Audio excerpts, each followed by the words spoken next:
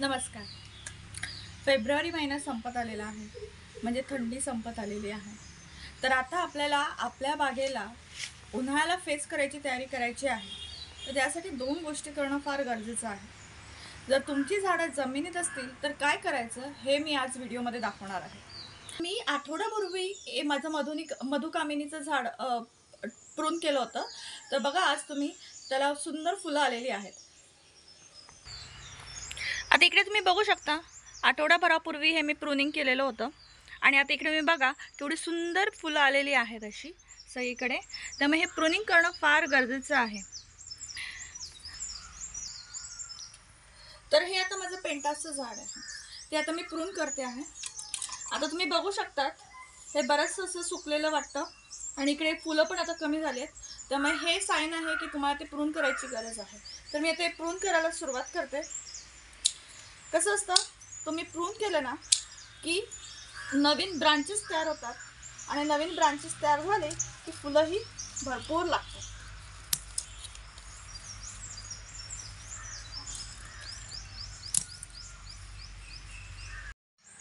तर आता मी हे कट करत जाणार आहे.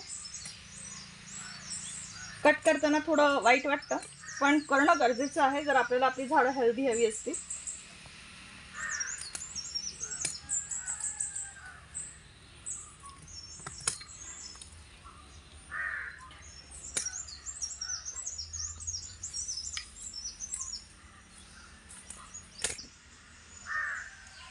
तर आता माझं हे झाड प्रून केलेलं आहे. तर मगाशी मी तुम्हाला हे झाड दाखवलं होतं, पण हे झाड मी जस्ट 2-3 महिन्यापूर्वीच लावलंय. तर मी सध्या तरी याला प्रून करणार नाही आहे, कारण त्याचे अजून छोटे ब्रांचेस येणं गरजेचं असतं. म्हणजे त्याची तेवढी म्हणतात घनता जी म्हणतात ती वाढणं गरजेची असते. त्यामुळे ते अजूनही स्वतःला अडॉप्ट करायचा प्रयत्न करतो. त्यामुळे सध्या मी हे प्रून करणार नाही आहे. पण ही जी बाकीची छोटी छोटी झाडं आहेत ही तुम्ही अशी प्रून करू शकता. ही सगळी झाडं माझी जमिनीत लावलेली आहेत, ती तुम्ही प्रून करू शकता. तर आता माझं प्रूनिंग झालेलं आहे. हा फर्स्ट स्टेप झाला. दुसरा स्टेप त्याला फर्टिलाइज करायचा. आता त्यासाठी मी काय करणार आहे की याची सगळं मी हा जो सुकी पानांचं हे आहे, हा कचरा आहे, तो मी हा कचरा नाही म्हणता येणार, कारण हाच मी नंतर कंपोस्टसाठी पण वापरायचं काम करते. त्याच्यामुळे मी असंच ठेवून देते.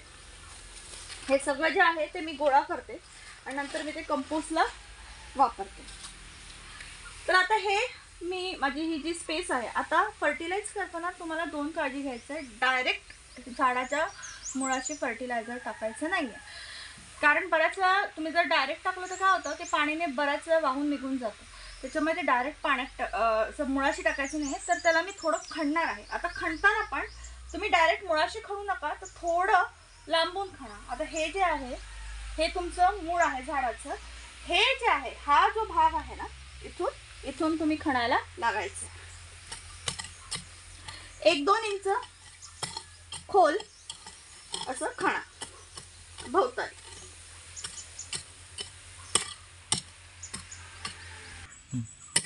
हे असं मुळाशी 1-2 इंच, हे बघा इकडे तुम्ही मुळं बघू शकता,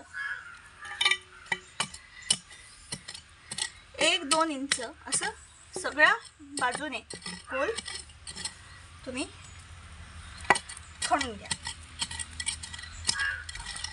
ह्याच्याने कसं होतं, असं लांब तुम्ही खणलं की एकतर मुळांना काही त्रास होत नाही.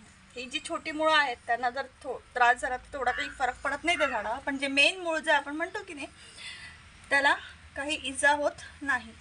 तर मी झाडही आपलं व्यवस्थित राहतं. तर असं हे मी 1-2 इंच खणलेलं आहे. आता ह्याच्यात मी घालणार आहे माझं शेणखत. असं हे सगळ्या बाजूने व्यवस्थित शेणखत घालायचं. तुम्ही बघू शकता मी माझ्या बागेत कधीच कुठलंही केमिकल फर्टिलायझर वापरत नाही.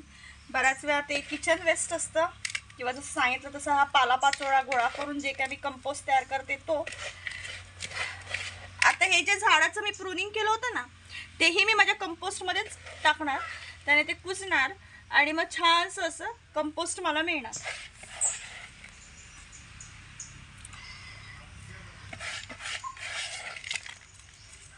हे असं मी टाकलेलं आहे. आता हे कव्हर करूया.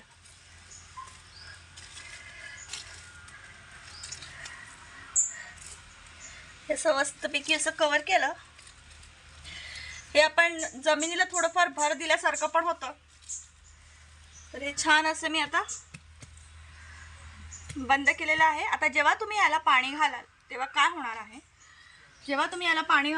होणार आहे, की हे जे आपण शेणखत घातलंय ते हळूहळू मुळापर्यंत पोचणार आणि मुळांना ते मिळत राहणार.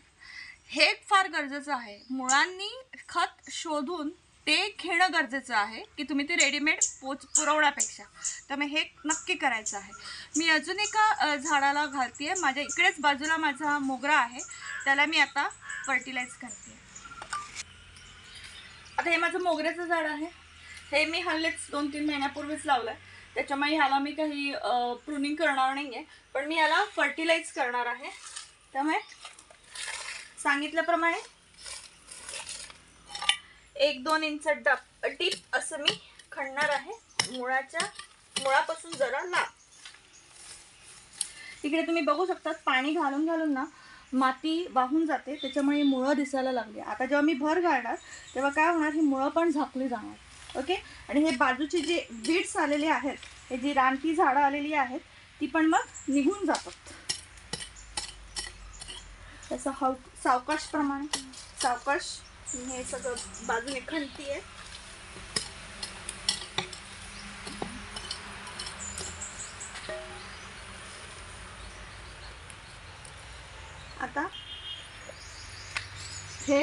आता मी बाजूने व्यवस्थित असं हे घालते आणि आता याला मातीने बंद करून टाकते. आता मी बंद करताना असं बंद करणार आहे की थोडं वरती रेज होईल ते. हे बघा, हे असं मी बघू शकता. आता